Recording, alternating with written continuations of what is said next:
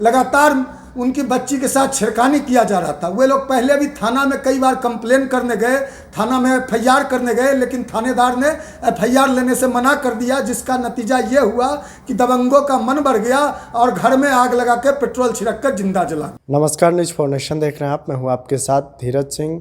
पिछले दिनों बिहार के अरवल ज़िले के एक पासवान परिवार की मां और बेटी को जिंदा जलाने की घटना सामने आई थी। इसको लेकर लगातार बिहार में राजनीति तेज है। बता दें कि केंद्रीय मंत्री और आरएलजेपी के राष्ट्रीय अध्यक्ष पशुपति कुमार पारस भी अब उस क्षेत्र का दौरा करेंगे जहां पर इस घटना की अंजाम दिया गया था। बता दें कि पार्टी के राष्ट्रीय प्रवक्ता श्रवण कुमार ने इस बात की जानकारी देते हुए कहा कि पशुपति कुमार पारस कल पटना जाएंगे, उसके बाद परसों अरवल ज़िले का दौरा करेंगे जहां पर यह घटना सामने आई थी। साथ ही साथ उन्होंने यह भी मांग किया है कि तारी जो है वो पासी समाज के लिए बेचने और उनको खरीद पर उनको छूट दी जाए।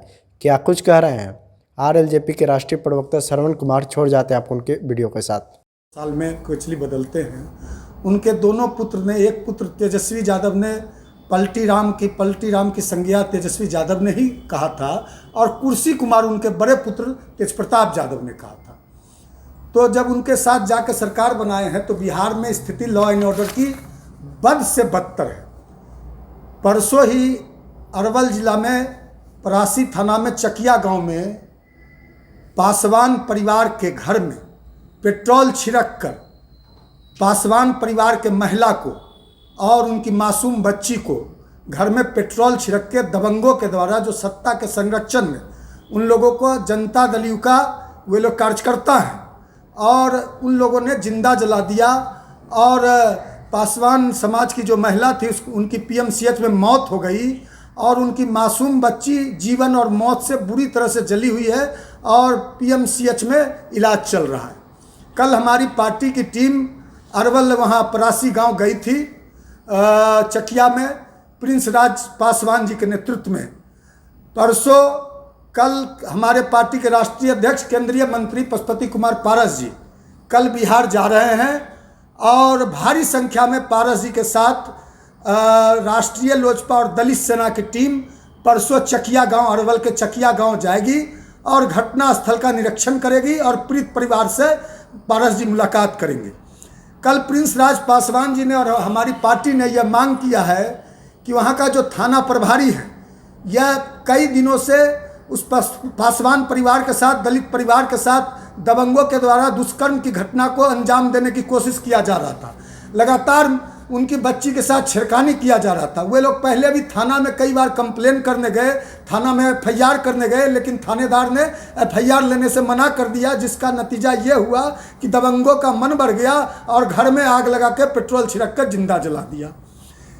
परसों ही एक पासवान युवक की वहाँ अरवल में ही पीट के दूसरे ब्लॉक में पीट के हत्या कर दी गई। इन 100 दिनों में 100 से ज़्यादा पासवानों की हत्या बिहार में अलग अलग जिलों में अलग अलग घटनाओं में अपराधियों के द्वारा पासवान समुदाय के लोगों को मौत के घाट उतार दिया गया। बिहार में अपराध इस कदर बढ़ गए हैं, जो पहले शाम में जो लालू राबड़ी जी का 90 से 2005 का बिहार था, लोग संध्या शाम होने के बाद घर से नहीं निकलते थे, घर में दुबक जाते थे। वैसा ही बिहार पुनः वैसा ही आलम, वैसा ही मंजर बिहार में हो गया है। अपराधियों का मनोबल चरम पे है। बिहार में अपराधी तांडव मचा रहे हैं। अपहरण, डकैती, बलात्कार, हत्या, नरसंहार, छिनतई, छेड़खानी घटनाएं प्रतिदिन इतनी बढ़ गई है बिहार में। और अब व्यवसायियों का, एक स्वर्ण व्यवसायी है, उनका अपहरण कर हत्या कर आरा में उनके सबको फेंक दिया गया। कई व्यवसायियों का अपहरण करके फिरौती नहीं देने पे हत्या करके फेंक दिया गया। मासूम बच्चियों के साथ दुष्कर्म की घटना, 8 साल की बच्चियों के साथ, 3 साल के बच्चियों के साथ, 12 साल की बच्चियों के साथ, हमारे बिहार में कई बेटियों के साथ इन दिनों 1 महीना 2 महीना में दुष्कर्म की घटनाएं घटी है। ये लगातार बिहार में हो रहा है। तो हम जो पासवान परिवार के साथ हुआ है, जो जिंदा जलाया गया है, हमारी पार्टी का मांग करती है कि नीतीश कुमार जी अविलंब नैतिकता के आधार पर बिहार मुख्यमंत्री पद से इस्तीफा दें और जो वह थानेदार है जिसके संरक्षण में, पुलिस प्रशासन के संरक्षण में तेल छिड़क के पासवान महिला को जिंदा जलाया गया है, उसको 302 का मुकदमा उस पर दर्ज करना चाहिए। अपराधियों पे स्पीडी ट्रायल चला के फांसी की सजा दिलानी चाहिए राज्य सरकार को। यह राष्ट्रीय लोक जनशक्ति पार्टी का मांग है।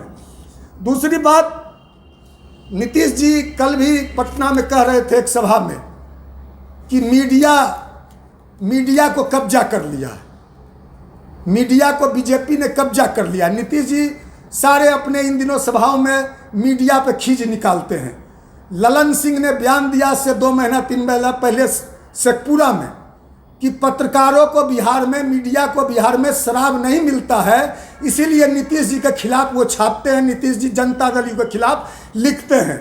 तो ललन सिंह जी से हम जानना चाहते हैं, आप जो पत्रकारों के बारे में बोल रहे हैं, मीडिया पर बोल रहे हैं, तो ललन सिंह जी आपके राज में, नीतीश जी के राज में कहाँ नहीं शराब मिल रहा है? घर घर में शराब पहुंचाई जा रही है। विधानसभा परिसर में पिछले साल आरजेडी के विधायकों ने शराब पीकर विधानसभा परिसर में चलते सत्र में बोतल फेंकने का काम किया। नीतीश जी ने कहा कि सरकार को बदनाम करने की साजिश है। जदयू के प्रवक्ताओं ने इसका सारा ठिकरा आरजेडी के एमएलए पे फोड़ा था पिछले विधानसभा सत्र में।